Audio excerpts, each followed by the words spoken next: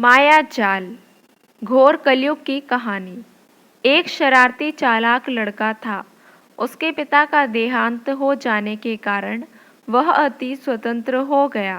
बाल्यावस्था से ही वह दुर्गुणों का दास बन गया था। जुआ खेलता था, शराब के नशे में चूर रहता था। एक दिन उसे रुपयों की आवश्यकता थी। उसने सोचा, कहाँ से लाऊं? चोरी करना जानता नहीं हूँ। आखिर उसके वैज्ञानिक मस्तिष्क ने एक रास्ता खोज निकाला। किसी दूसरे गांव में एक बुढ़े को औरत की जरूरत थी। वह लड़का वहां जा पहुंचा। बुढ़े से बातें करने लगा। उसने कहा, सेठ साहब, औरत बिना घर बर्बाद हो जाता है, शमशान जैसी वीरानगी रहती है। आपकी यदि इच्छा हो तो 1500 रुपये दो।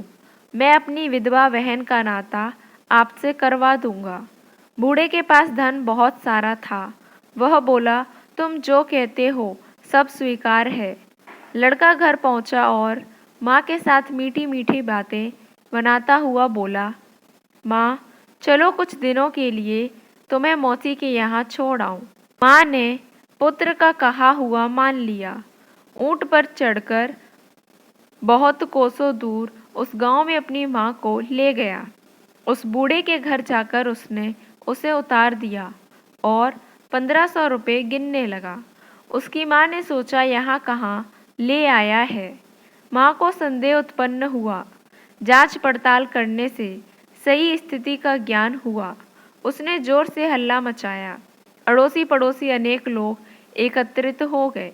दोनों तरफ की जानकारी करने पर सब लोग समझ गए कि दोनों ओर से धोखा हुआ है। वह माँ ऐसा दुष्कृत्य करना नहीं चाहती थी। बड़ी कठिनता से वह उस माया जाल से निकलकर घर पहुंची। मन ही मन सोचने लगी, हाय ऐसा पुत्र।